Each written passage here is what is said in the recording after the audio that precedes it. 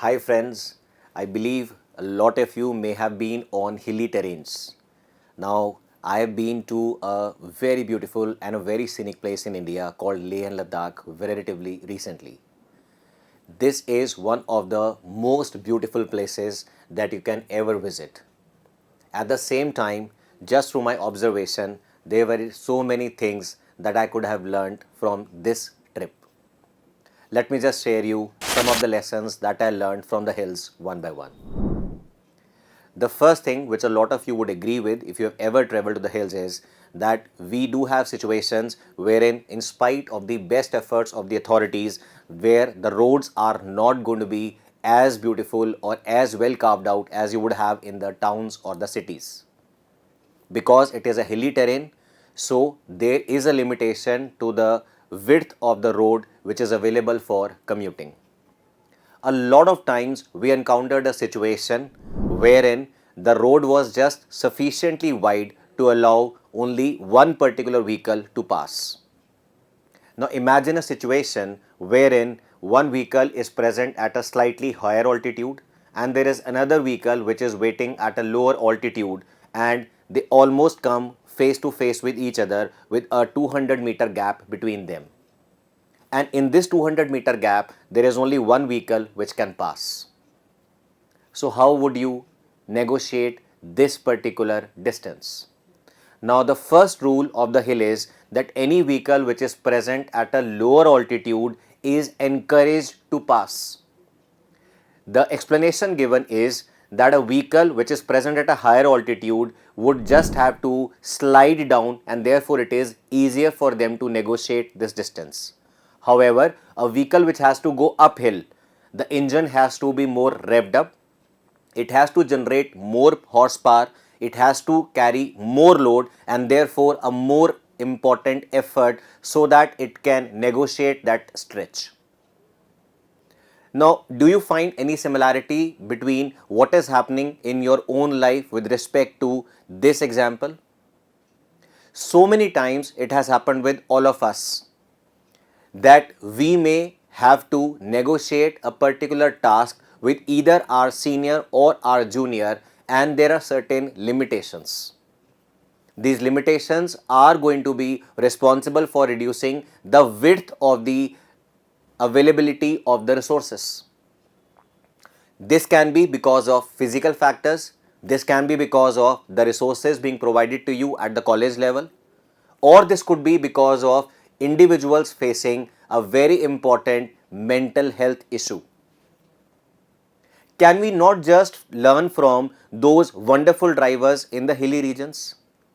For people who are struggling, for people who are lower than us, for people for whom it is a more challenging or a more uphill task, can we not give them a preference to pass through that particular stretch of time so that they are able to generate within themselves the power, the confidence, the positivity, and can negotiate the stretch in a better way? Whereas we who are relatively better placed than them, we just have to push ourselves only slightly, and then through our sheer effect of gravity, through our sheer momentum, we can negotiate the same stretch maybe 2 minutes later or few days later. The other thing which was very much appreciated over there is that any driver who gave a way to the person who was down there, the moment the other person, the other vehicle crossed over, he always saluted this guy. What a wonderful gesture. Can we not have the same thing in our noble profession? Any individual who helps you out. If I am a junior, there have been n number of seniors who have been instrumental in playing a role in landing me where I am today. Some of the very good and famous names include a practicing endocrinologist, Dr. Saket Kant. It includes the very own national sensation in pharmacology, Dr. Gobind Rai Garg, and so many other seniors.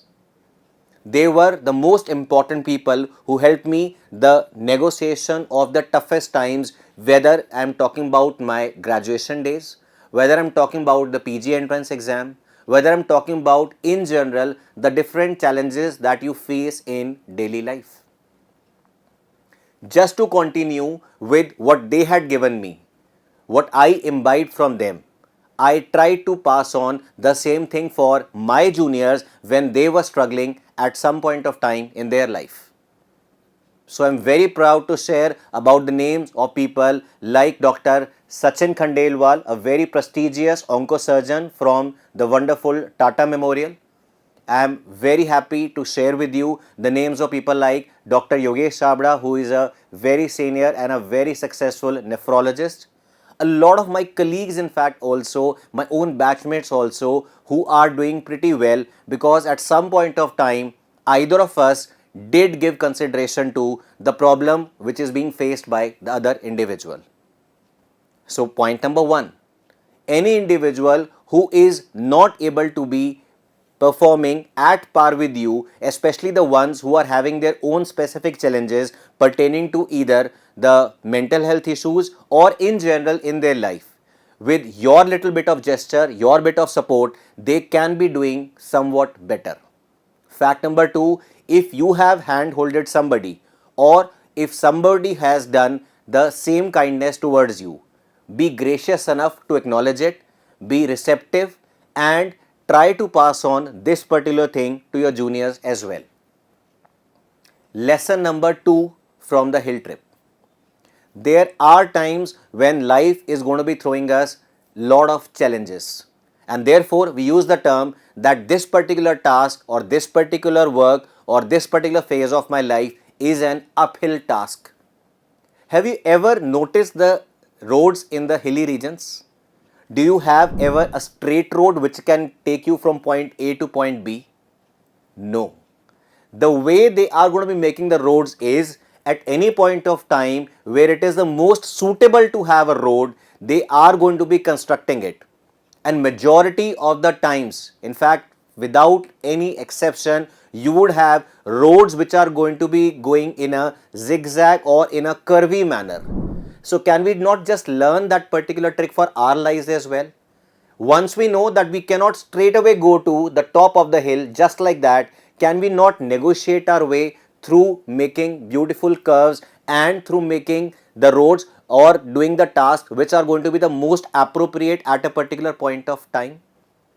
This is surely going to be a bit longer, but at the same time it will ensure that you at least reach at the top. Lesson number three.